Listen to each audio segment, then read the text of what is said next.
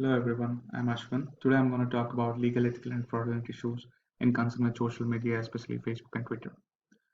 Here is the overview of the topic: terrorist group using social media and the dilemmas, social media giving voice to terrorists and their issues, about freedom of speech and predictive measures. Everyone is aware of social media. It is a platform that allows one to connect with other online users with common interests across the country. Social media is a modern-day printing press. In a study, 90% of organized terrorism on the internet is operated on social media. Terrorists use social media to spread their messages, gather intelligence, and to recruit members for their groups, as it is inexpensive and accessible to everyone in the world. Coming to the issues, there are numerous issues concerned with social media. A few of them are social media platforms, response to terrorist activities and giving voice to them to spread terrorism. Should government monitor the content, freedom of speech, social media policies, legal and ethical issues, and preventive measures? Social media ethics common dilemmas.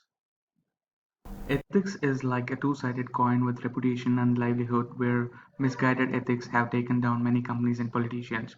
Where spamming is concerned, spamming with links and promotional messages are not considered good. Instead, the company must provide others with value in return.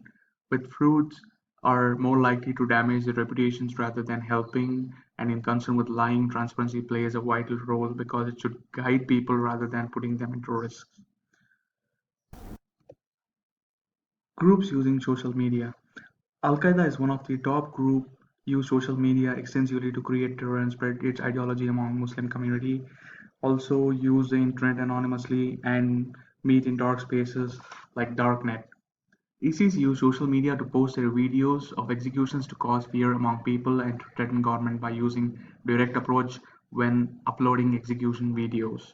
Taliban was actively posting tweets and had 7,000 followers. Now the account has been suspended.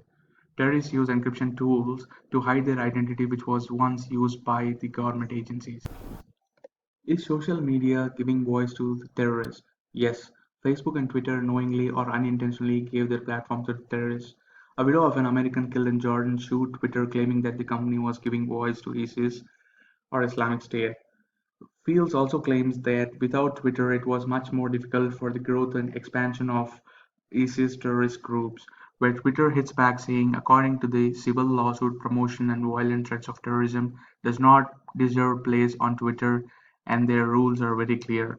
In mid-2015, Twitter released a statement saying that it has suspended more than 125,000 accounts which had terrorist connections, primarily ISIS. Terrorists use French flags as their profile pictures. After Paris attack, Facebook turned on safety check feature, which enabled users to see if their friends and loved ones were safe, as they observed many activities going on Facebook as events were unfolding. Freedom of speech. Government does not have the freedom to remove the content because First Amendment and the right of free speech. It always depends on the content posted on the social media websites. The government decision is abolishing the extreme forms of speech. The ethical challenge is to restrict the access to the content which are harmful to the minors. Excessively violent and harassing material should be protected. Freedom of speech is a right to citizens and it is outlawed in the United States, such as fraudulent advertising, pornography, obscenity, fighting words, and advertising that discriminates on the basis of race or religion that infringes a copyright. Government regulates and bans this kind of information that are accessible to the public for their concern and national safety. Government does not react to freedom of speech until it is a major threat to the nation. As social media network groups are helping criminals and terrorist groups such as ISIS build their operations, there are few preventive measures to be taken care of. Tech companies such as Facebook and Twitter should cooperate fully with intelligence agencies in the name of protecting their own citizens and to avoid having a greater violence. However much they might dislike, social media have become a command and control networks of choice for terrorists. To overcome this challenge, they must come up with better arrangements facilitating lawful investigations by security and law enforcement agencies compared to what we have now. Different places have different legal and moral policies, hence surveillance through backdoor is very necessary. Incorporating ethics into social media policy is very important and must ensure employees are in compliance with corporate ethics, including social media.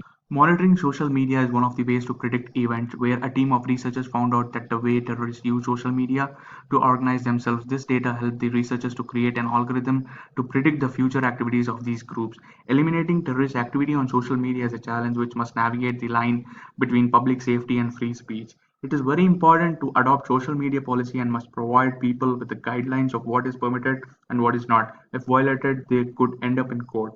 Not only this, creating a policy for social media must include recognizing social media as public records, planning for retention, taking proactive measures to control the conversations in ethical way, and training staff on the policies.